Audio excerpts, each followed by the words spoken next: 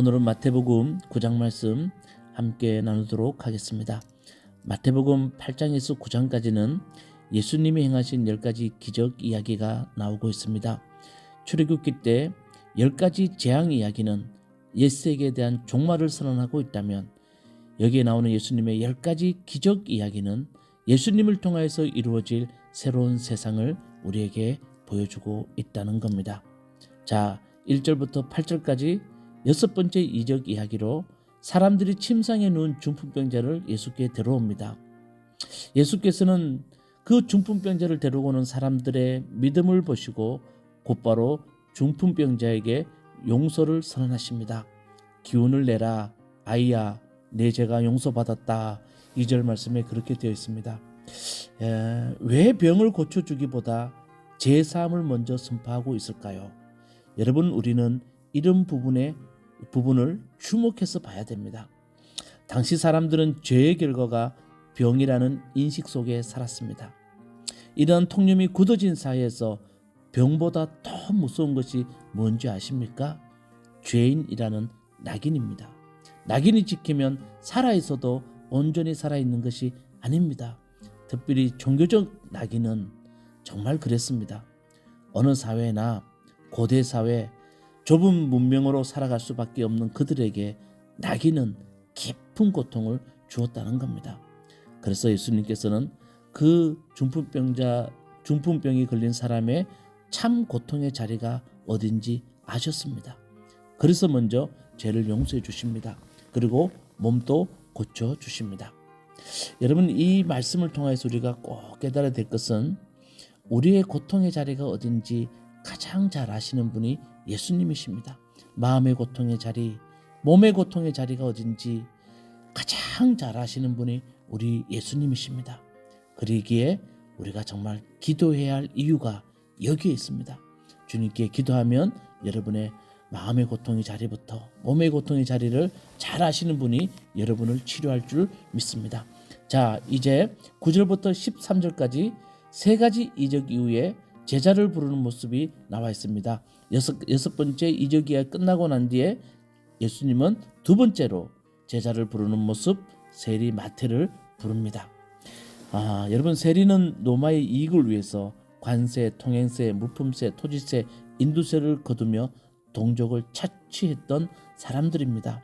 한마디로 동족의 배신자입니다. 그들은 다른 사람의 눈에는 오직 죄인입니다. 그런데 예수님께서는 세리 마태에게 나를 따라오너라 라고 말씀하십니다. 그리고 10절 말씀 보면 마태와 다른 세리들과 죄인들과 함께 식사를 하십니다. 꼭 기억하셔야 될 것은 식사는 식구와 깊은 연관이 있습니다. 고대 사회에서 식사는 곧 공동체를 상징합니다. 그래서 예수님이 이 땅에 오셔서 만드신 유일한 공동체 하나, 그게 무슨 공동체인 줄 아십니까? 식탁 공동체입니다. 예수께서는 식탁을 통해서 동족에게 경멸을 받던 세리들조차 하나님의 가족이 될 수 있음을 보여주셨다는 겁니다. 이 이야기를 통해서 우리에게 들려주는 것은, 교훈은 뭐냐 하면, 누구나 하나님 나라에 길이 열려 있다는 겁니다.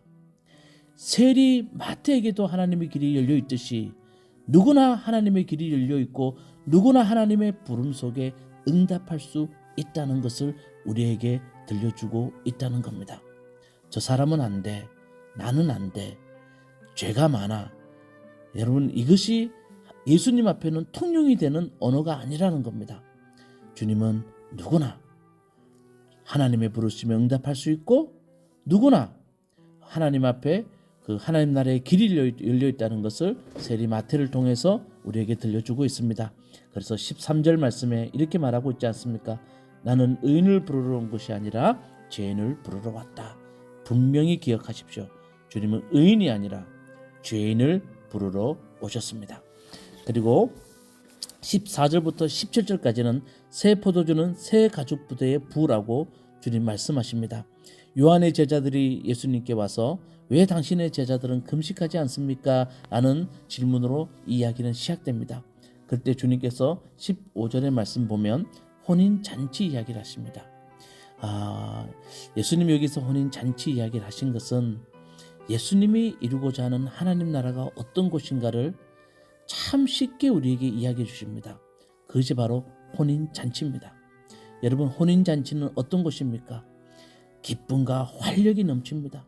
일치가 있습니다. 사람들의 생명이 회복됩니다. 예수님 만드시고 싶은 하나님 나라는 바로 이런 것이라는 겁니다. 금식이 아니라 기쁨과 활력이 있고 일치가 있고 생명의 회복이 있는 곳, 그런 곳이라는 겁니다. 그런데 그래서 예수님은 이 땅에 오셔서 어디를 가시든지 병자, 귀신 들린 자, 소외된 자, 이방인들과 함께 하셨습니다. 그들과 함께 기쁨과 그리고 생명을 함께 나누시기 위해서 주님 그렇게 하셨습니다. 그런데 여러분, 질문해 보십시오.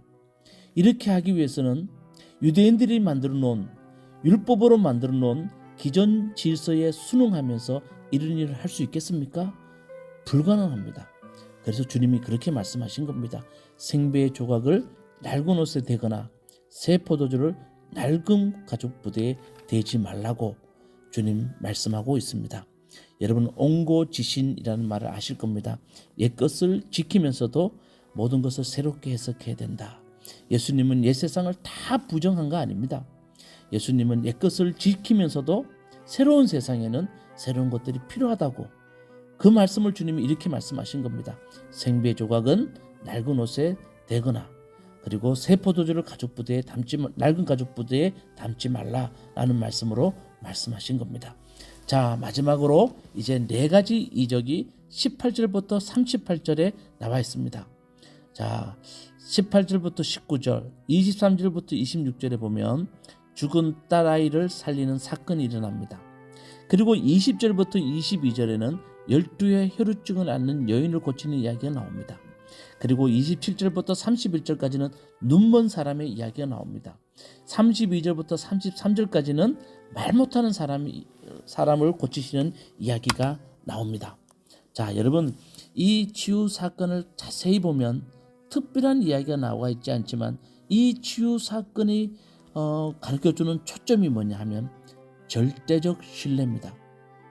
치유의 주인공들은 한결같이 예수님께 절대적 신뢰를 보였다는 겁니다. 그 신뢰의 뿌리는 우리 예수님의 조건 없는 사랑 때문에 그들은 주님을 절대적으로 신뢰했다는 겁니다. 자, 죽은 딸아이를 살리는 사건 가운데 그 부모가 뭐라 그럽니까? 이 아이에게 손을 얹어 주십시오. 그러면 살아날 겁니다. 12의 혈루병 앓은 여인은 뭐라 그럽니까? 그의 옷에 손을 대기만 하면 나을 텐데. 그리고 눈먼 사람들은 다윗의 자손이여 나를 불쌍히 여겨 주시옵소서 라고 간절하게 주님을 신뢰하며 주님께 나왔다는 겁니다. 여러분, 치유 사역의 가장 중요한 것은 절대적 신뢰입니다. 우리가 어릴 때 정말 약이 없을 때 우리 부모님이 뭐라 그럽니까? 엄마 손은 약손이다. 이 말을 듣고 자랐지 않습니까? 어디 엄마 손이 어떻게 약손입니까? 그러나 부모의 사랑을 우리가 신뢰했기에 우리는 편히 잠들 수 있었습니다. 이같이 여러분, 우리 주님이 나를 사랑하신다는 것 정말 절대적으로 신뢰하시기 바라겠습니다. 그리하면 우리 삶에 내가 생각지도 못했던 기적들이 일어난다는 것, 그것을 우리에게 가르쳐주고 있습니다. 여러분, 주님의 자녀인 것 확신하시죠? 주님이 여러분들을 사랑하신다는 것 확신하시죠? 여러분, 그 신뢰를 가지고 사시면 정말 주님은 여러분 삶에 기적을 일으키십니다. 저도 여러분도 이런 신뢰가 우리에게 있기를 간절히 소망합니다. 자, 마지막으로 주님의 주요 사역과 부르심에 대해서 말씀하고 있습니다. 주님은 목자 없는 양과 같은 사람들을 불쌍히 여기시고 그들에게 하나님 나라를 가르치시고 선포하시고 온갖 질병을 고치셨다고 35절 36절에 말씀하고 계십니다. 그리고 이렇게 말합니다. 37절에 보면 그래서 제자들에게 말씀하셨다. 추수할 것은 많은데 일꾼은 적다. 여러분, 여기에 핵심이 있습니다. 여러분, 정말 세상에는 목자 없는 양과 같이 불쌍한 사람들이 너무 많습니다. 주님을 모르는 사람, 정말 사랑의 손길이 필요한 사람, 이 땅에 길을 찾지 못하여서 헤매는 사람 너무나 많습니다. 그런데 가끔 우리 눈에 보이지 않습니다. 그러나 주님은 우리에게 말씀하십니다. 추수할 것이 많은데 일꾼은 적다. 이게 제자를 부르시는 이야기의 핵심입니다. 주님이 제자를 부르실 때 우리에게 들려주는 핵심 이야기가 추수할 것은 많은데 일꾼은 적다. 여러분, 우리 무화과나무 교회 우리 성도님들, 우리 모두는 정말 주님이 추수하는 그 일에 동참할 수 있는 사람들이 되었으면 좋겠습니다. 주님의 이 부르심 앞에 아멘으로 응답할 수 있는 여러분 되시기를 주님의 이름으로 축원합니다. 기도하시겠습니다. 주님, 오늘 귀한 주님의 말씀 한 말씀 한 말씀 보았습니다.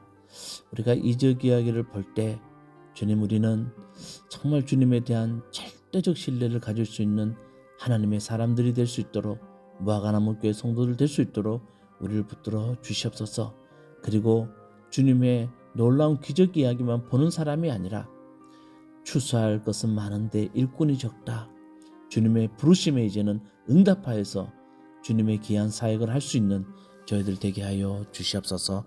예수님 이름으로 기도드리옵나이다. 아멘. 마태복음 9장.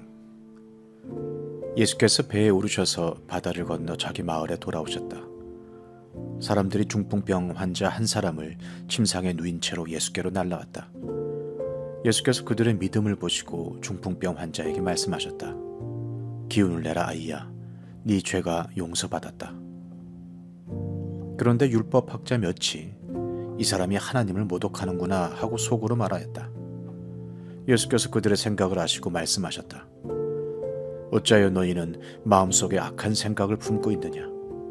네 죄가 용서받았다 하고 말하는 것과 일어나서 걸어가거라 하고 말하는 것 가운데서 어느 쪽이 더 말하기가 쉬우냐? 그러나 인자가 땅에서 죄를 용서하는 권세를 가지고 있음을 너희들이 알게 하겠다.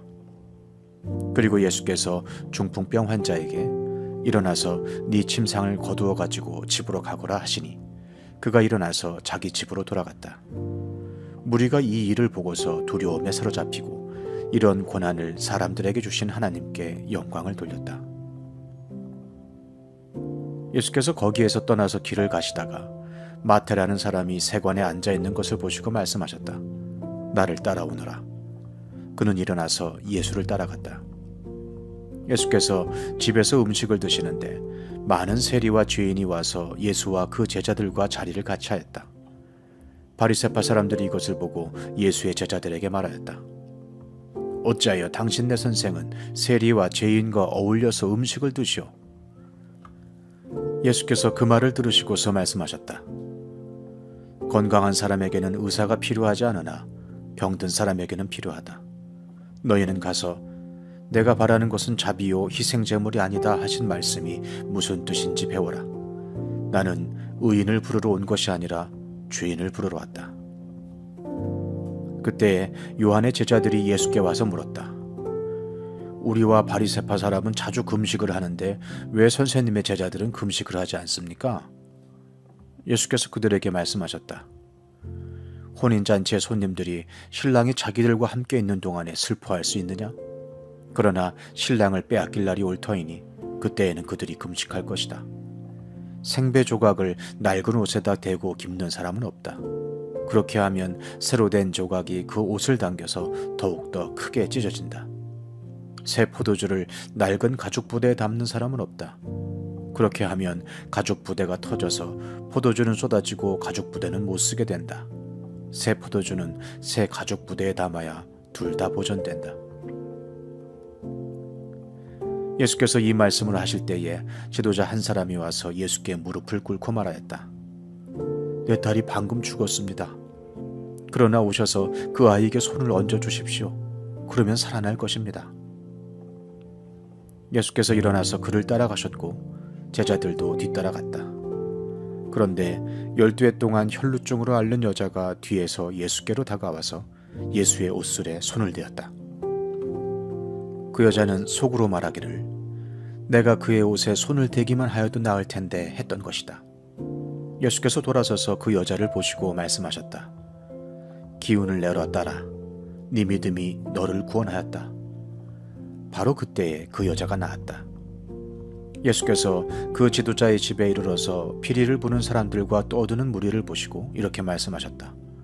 모두 물러가거라. 그 소녀는 죽은 것이 아니라 자고 있다.